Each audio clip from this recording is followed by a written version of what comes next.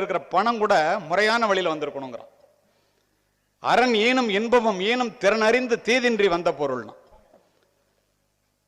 Abraham Lincoln அமெரிக்க ஜனாதிபதியாக இருக்கும்போது தன்னுடைய மகள் படிக்கின்ற பள்ளிக்கூடத்தினுடைய தலைமை ஆசிரியருக்கு ஒரு கடிதம் எழுதுகிறான். ஒழுக்கத்தை நீங்கள் கற்றுக்கொள்ள வேண்டும் என்பதற்காக அதை முதலிலே பேசிக் கொண்டிருக்கின்றேன். உழைப்பின் மூலமாக வருகின்ற $1 உழைப்பு இல்லாமல் வருகின்ற $100 விட உயர்ந்தது என்பதை என்னுடைய மகளுக்கும் அவளுடன் படிக்கின்ற பிள்ளைகளுக்கும் சொல்லித்தாருங்கள் என்று சொன்னவன் அமெரிக்க ஜனாதிபதி. நாம் எத்தனை பேர் அதை சொல்லித் தருகின்றோம்?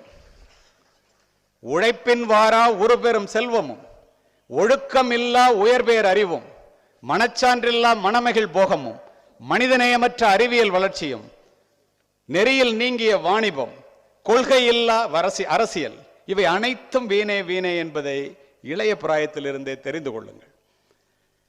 அமெரிக்காவிலே நடந்ததாக சொன்ன ஒரு செய்தியை உங்களிடம் நான் பதிவு செய்கின்றேன். ஒபாமா அவர்கள் ஓய்வு பெறுவதற்கு முன்னால் அமெரிக்காவிலே உள்ள இண்டஸ்ட்ரியலிஸ்ட் என்று சொல்லுகிறார்களே அத்துணை பேரும் சென்று ஒபாமாவை பார்க்கின்றார்கள். எதற்காக தெரியுமா?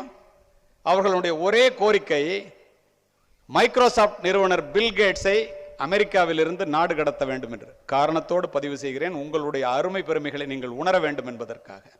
வியந்து போன ஒபாமா எதற்காக அப்படி சொல்லுகின்றீர்கள் என்று கேட்க 100 பேர் மைக்ரோசாப்ட் நிறுவனத்துக்கு இந்த பில் கேட்ஸ் ஆள் எடுத்தாருன்னா 60 பேர் இந்தியாக்காரனா எடுக்கிறான், 40 பேர் தமிழ்நாட்டுக்காரனா எடுக்கிறான். ராமசாமி எல்லாம் அப்படி போனவர் தான்.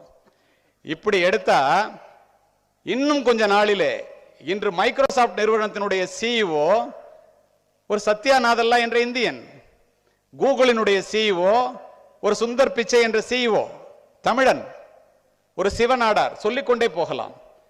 60% மேல் ஐடி துறையிலே இவர்களுடைய ஆதிக்கம் வளர்ந்து விட்டால் இவர்கள் நினைத்தால் கம்ப்யூட்டர் துறையை ஸ்தம்பிக்க செய்ய முடியும்.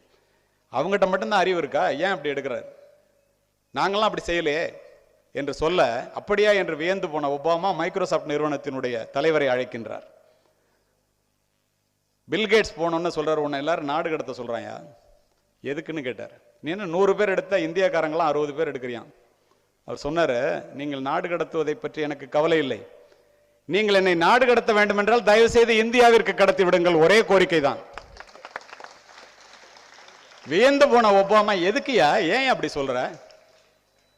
அவன்கிட்ட தான் எல்லாம் இருக்கு. ஒன்று தெரிஞ்சுக்க, 100க்கு 60 பேர் இந்தியாக்காரங்கள் அமெரிக்காவுக்கு இந்த ஐடி துறையிலே நான் எடுக்கவில்லை என்றால் இந்த மைக்ரோசாப்ட் நிறுவனம் அமெரிக்காவிலே இருக்காது, இந்தியாவிலே இருக்கும் என்பதை தெரிந்து கொள்ளணும்.